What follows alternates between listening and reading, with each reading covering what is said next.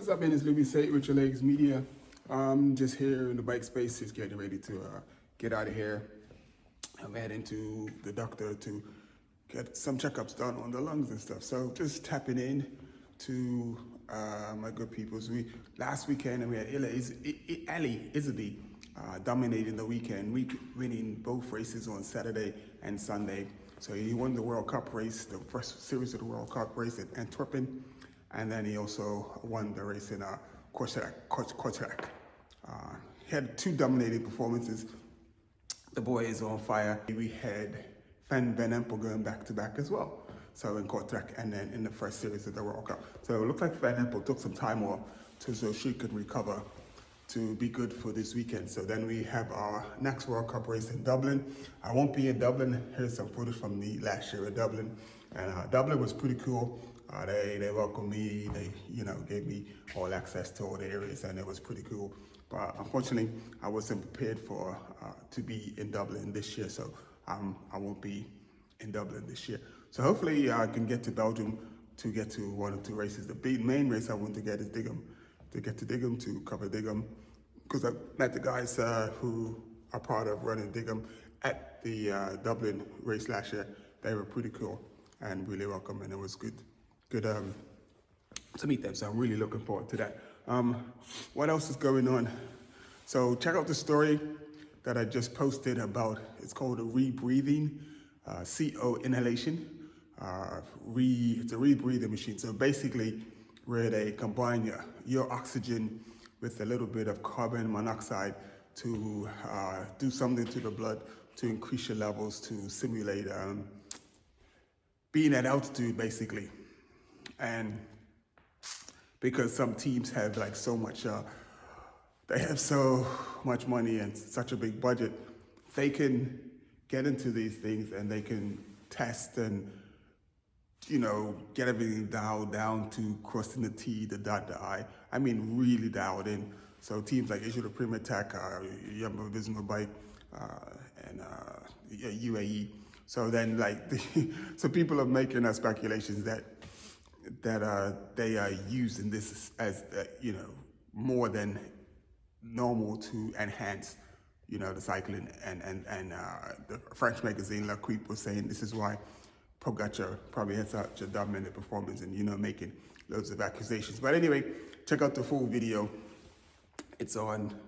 I just posted it, so here's a link to the full video here. Should be up here, just up there. Just hit that and then you can see the full video. It's a bit long, but it goes into detail and it talks about everything and it shows the rebreathing machine and everything. So it's pretty interesting. Man, they're just really tapping into technology these days and advancements in science and stuff to get the maximum from the body, which is basically all the teams with the big budgets are doing. They're just trying to get the maximum from the body. What else is going on? Try to find some local cyclocross races for this weekend. Can't find any. Found a kids race, but I just have to wait until next weekend.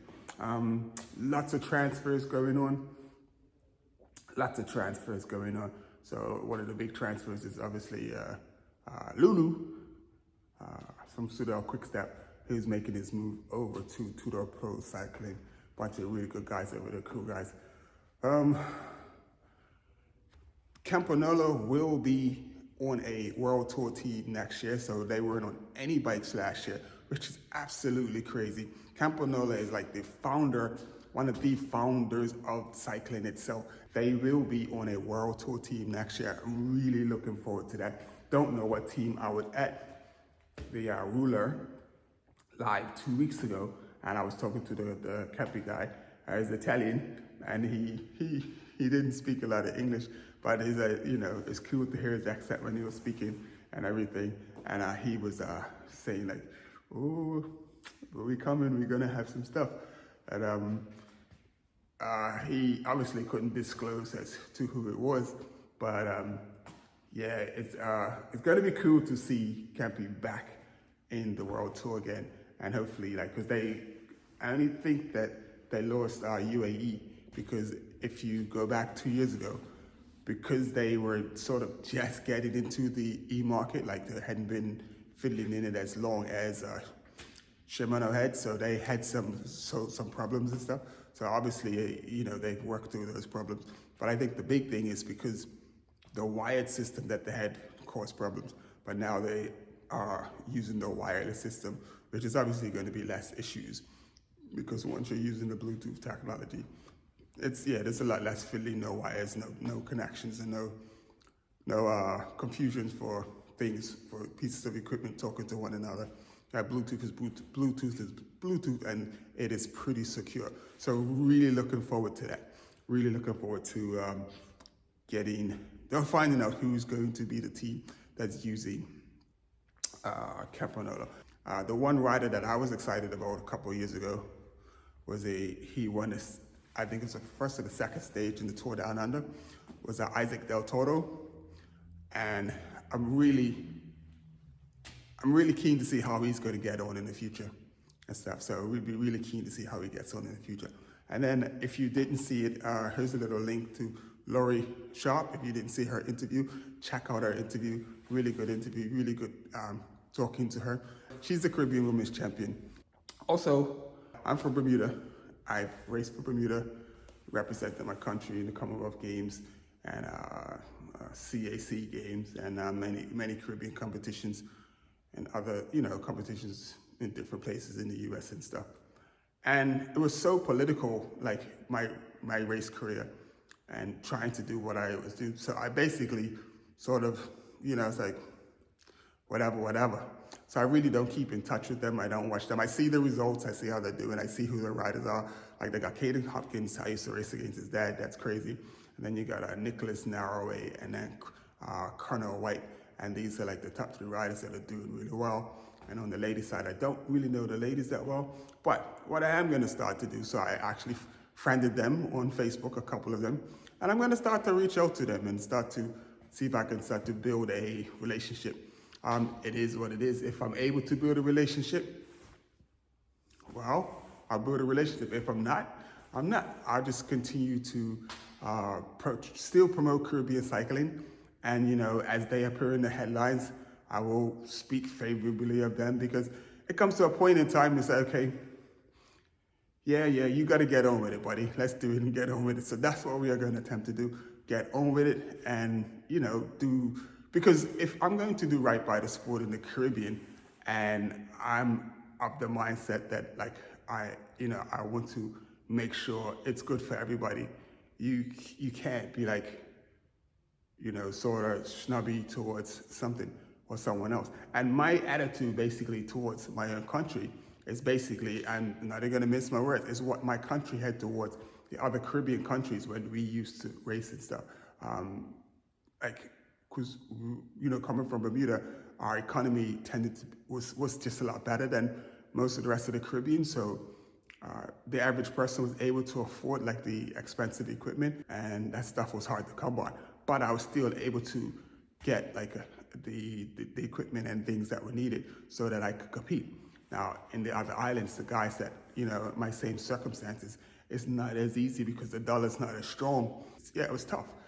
But the crazy thing is, even though some of these guys, the equipment was inferior, they were strong as hell. And I know that competition would have been a lot better back then had they had access to good equipment, but they didn't. And some of the guys really did really well. Big up to Godfrey Polidor from Guyana. I mean, he was one of those guys. They actually invested in their program as well. And Godfrey kicked my ass on the track. Was it on the track? Yeah, he kicked my ass at the track. Anyway, this is Godfrey. Let me come over there a little bit. Yeah, that's Godfrey Polidor. Really, we still really good friends, still speak up into today. But yeah, really good guy. He lives in Canada now. So he lives in a freezing cold place. I live in a freezing cold place. We're both from the Caribbean. Go figure. But we basically were here because economies are better, cost of living's better, and there's more you can do. But my thing is to, now to try and promote the sport of cycling and try to get some of the Caribbean. So now I'm gonna touch on this, a young man named Sandy Sidwell, who reached out to, did a little interview. Here's a little link to his interview. And trying to help some of these youngsters is not as easy as it looks. So I'm going to point out some mistakes that Sandy made. So I reached out to some folks. So they said he needs a computer, heart rate monitor, and a couple of things. We was able to get that. So the next thing was, once he got the stuff, it was not thanking me. This is trying to media train the youngsters. So it's like, you need to do a video. And when you do the video needs to be thanking the people, like your sponsors. So basically, if you go on to do well in cycling, this is something you need to learn that you're going to have to do, and it's just going to be a regular thing. So here we were able to get, through a video and a live video that we did, live recording or stream that I done with her. Someone reached out and she said, because she needed a computer as well, and we were able to get a computer. And this is what she produced. Hi, Sally here. With Abby, she just helped me get this through a friend, that is Madam Kachara, and Ines from UK and the US. Thank you very much for helping me clear the Wahoo at Infinity Bike Shop. I'm looking forward to start training using my training plan from tomorrow. Thank you very much. Be blessed. Say it to your legs media. So as you can see what she did, this is what I'm saying. So as to like youngsters like young Sandy, when someone asks you to, show appreciation to your sponsors, this is what it's supposed to look like. It's not professional and all of that. It doesn't need to be. The whole point is just showing the folks that make the effort to, get you a little further in the sport that you want to get to. So what happens is, when you do stuff like this, people see that this kid is really keen. I like what he's doing. I like what people are doing to help. And then more people jump in and help.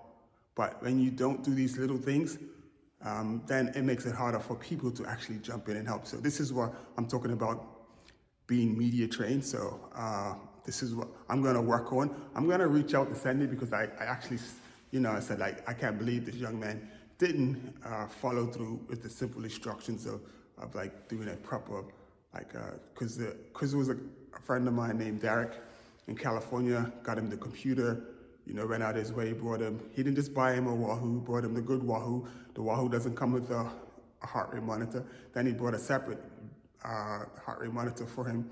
And then also a couple other things. We sent him a jersey, some shades and stuff, and sunglasses. And just little things to enhance and help him out. So these things make a difference. But when people do their part, to the young people, that if you get to see this, you need to do your part. It's twofold, okay? So we can get people to give, but you got to show that you're really grateful for receiving. Alrighty? So anyway, that's it. Initially, say it with your legs media. I appreciate you. If you hit the like button, thank you. And if you subscribe, thank you. And if you haven't, make sure you do that. I'm going to see what happens over the weekend. Alrighty? Peace out.